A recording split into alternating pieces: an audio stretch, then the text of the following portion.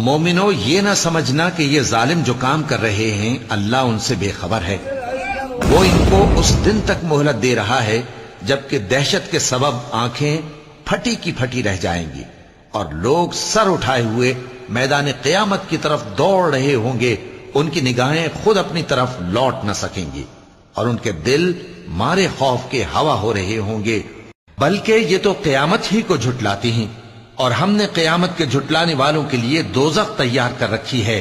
جس وقت وہ ان کو دور سے دیکھے گی تو غضبناک ہو رہی ہوگی اور یہ اس کے جوش غضب اور چیخنے چلانے کو سنیں گے، اور جب یہ دوزخ کی کسی تنگ جگہ میں زنجیروں میں جکڑ کر ڈالے جائیں گے تو وہاں موت کو پکاریں گے۔ آج ایک ہی موت کو نہ پکارو، اور بہت سی موتوں کو پکارو، پوچھو کہ یہ بہتر ہے یا ہمیشہ کی جنت جس کا پرہیزگاروں سے وعدہ ہے، یہ ان کے اعمال کا بدلہ اور رہنے کا ٹھکانہ ہوگا، وہاں جو چاہیں گے ان کے لیے میسر ہوگا، ہمیشہ اس میں رہیں گے۔